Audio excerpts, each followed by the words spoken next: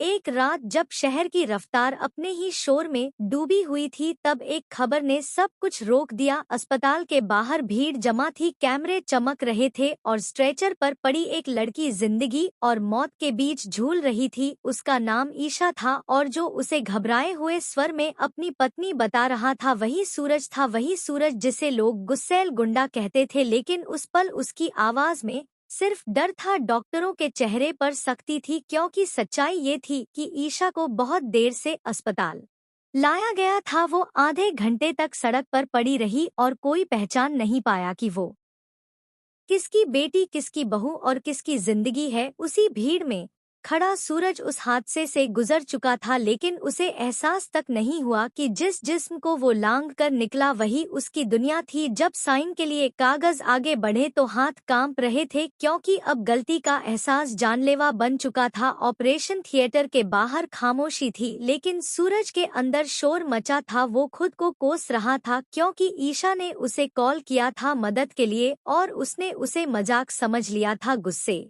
में आकर उसने वक्त गवा दिया और अब हर सेकंड सजा बनकर सामने खड़ा था। इसी बीच परिवार की पुरानी दरारें भी खुलने लगी। काव्या का पुराना हादसा, ईशा का ये एक्सीडेंट और घर में फैलता डर। किसी ने कहा बुरी नजर है, किसी ने कहा किस्मत का खेल, लेकिन सच्चाई इससे कहीं ज्यादा गंदी थी, क्योंकि दुश्मनी सांसों तक पहुंच चुकी थी। मनोहर, जिसने कारोबार की लड़ाई को खून से सींचने का फैसला कर लिया था, उसी के गुंडों ने सड़क पर मौत बिछाई थी। उनका निशाना सूरज था, लेकिन ईशा बीच में आ गई। अपनी जान दांव पर लगाकर उसने उस आदमी को बचाया जो अक्सर उसे दर्द देता था। जब ये सच सूरज के सामने आया तो उसकी आंखों में सिर्फ आंसू नहीं बल्कि टूटन थी। उसे एहसास हुआ कि जिसे वो हमेशा गलत समझता रहा वही उसकी ढाल बनकर खड़ी थी। अस्पताल के कमरे में जब डॉक्टरों ने कहा कि ईशा जवाब नहीं दे रही है, तो सूरज की आवाज कांपने लगी। उसने उससे बात की, उसे झकझोरा, उसे अपने गुस्से का आईना दिखाया और पहली बार माना कि वो गलत था। वो ब्रह्मचारी पति जिसने कस्मों में